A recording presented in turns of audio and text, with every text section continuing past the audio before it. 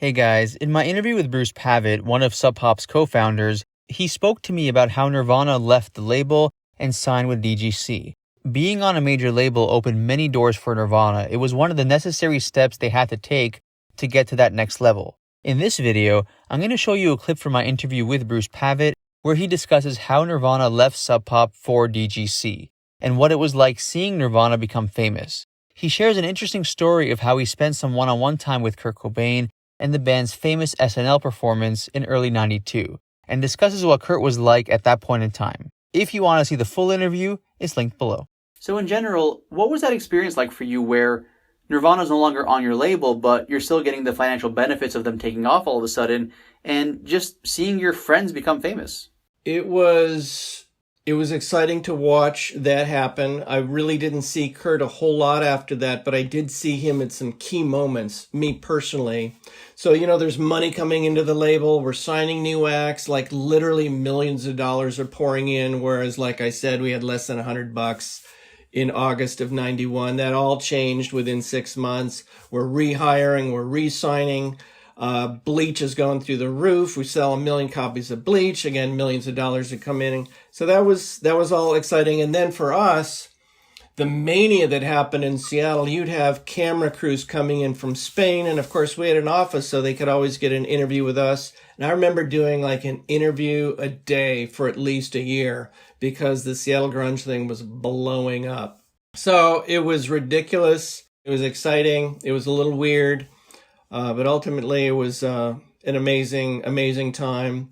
I will say that the last time I really had a good conversation with Kurt was at a key point in their career, was after their set that they played Saturday Night Live. They played Saturday Night Live like the second Saturday in January. Their record had just knocked Michael Jackson off the #1 spot. It was kind of the peak of the explosion.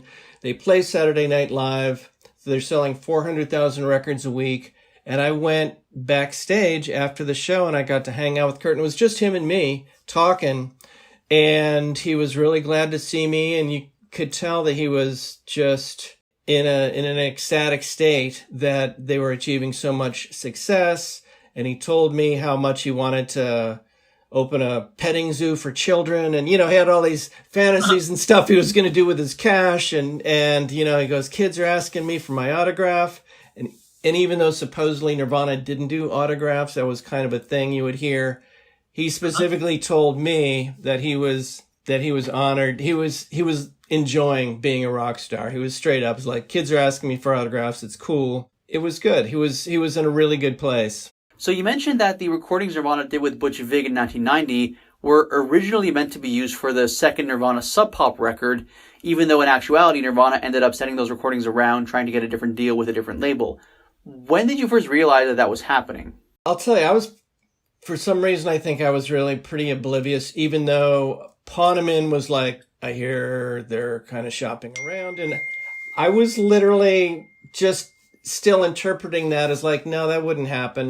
Those are just rumors. And I think he was way more savvy on that than I was. And in fact, that summer, he said, go down and visit Kurt and tell him he's got to stick with Sub Pop, convince him to stay with the label. And I did. I went down there and I brought him some records of outsider artists like Daniel Johnston. Hi, how are you? I gave him that album. You later see him wearing that T-shirt everywhere. Well, yeah. that was a gift. And it was my way of saying we are always going to support the outsiders. Corporations are not going to do that. So we are going to respect your creativity and support Nirvana. And he also knew we were pretty broke at the time. So it's my understanding he had made up his mind. But still, in my mind, I literally couldn't imagine them doing that, even though I went through this whole process and went down there. And John's like, I think major labels are looking at them. And then he had me go visit them in Las Vegas when they were touring with Sonic Youth. And I go to Las Vegas, and in the dressing room, there's a couple of guys from DGC. And it's a little strange, but I'm like, oh, the DGC guys are here, and we're chit-chatting. And, in retrospect, it's just totally obvious what was going on. But I think I just didn't think they would actually do it, that they would stay indie because they were very punk in spirit. And at that time, very few bands did that. So it was almost inconceivable to me that they would actually do that. And that's obviously what was going on the whole time. So when did you first realize that Nirvana was in fact going to leave the label?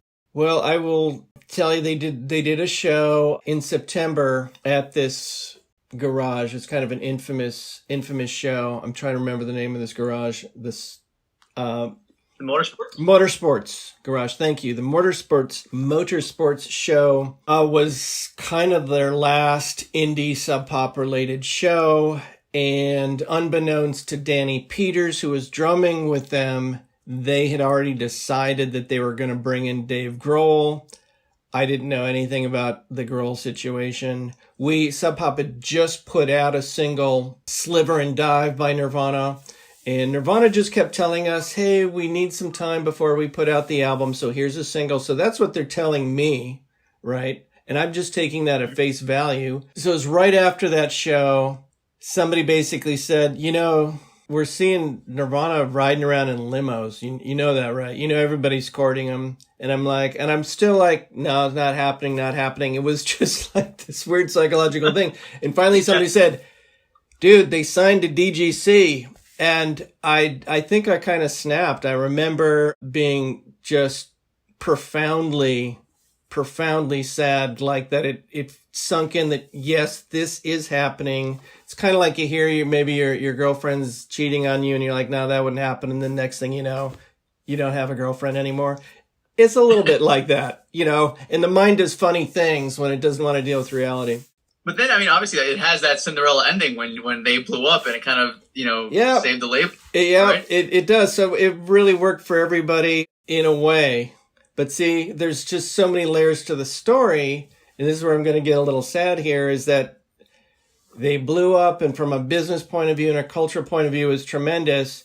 But then you have layers and layers of this pressure with Kurt, and he's no longer with us, So there's so many different ways of looking at the story. But ultimately, it's safe to say that they had a tremendous cultural impact and really changed a lot of lives for the better. And I think we can all be really glad about that.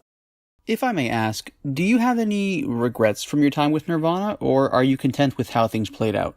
I tend to be a no regrets kind of person. I'm just really honored that I was able to have the relationship that we did. And that's the funny thing about history. You can go, well, wouldn't it have been better if this happened or that happened? But, it all kind of unfolded in this mind-blowing way. So if I could go back in time, I wouldn't touch a thing because, it was what it was. So no regrets. I wouldn't change a thing. If I was writing the movie script, I'd be like, no, keep the script that way. You're really set on getting this movie done. Yeah. Well, I'll tell you, the scriptwriter who did Straight Outta Compton has already put together a script and he's shopping it around. So it actually could happen. Really? About Sub Pop or Nirvana? It's actually about Sub Pop, but there's definitely some Nirvana scene. In fact, the first scene in the script is Kurt on top of the PA stack in Rome. Do you have a favorite Nirvana song? A song that I really like a lot that's underrated and it's more on an obscure list. If I had to pick a song that I think is underrated, it would have to be the original version of Been a Son. After they did Bleach, we put them back in a studio with the producer Steve Fisk, and they recorded 2 songs, Stain and Been a Son. And then we released a 12-inch EP, right? I finally got my EP out there with Love Buzz and Big Cheese on the other side. And that came out in England. So when they toured the UK in '89, this is when Kurt kind of had his breakdown, and we did the Lame Fest showcase, and they totally blew everybody away. We had that EP out, and on that EP has this song called Been a Son. There's a couple different versions out, but the original one I think sounds great, and it's one of my favorite songs, and I just recommend people check it out.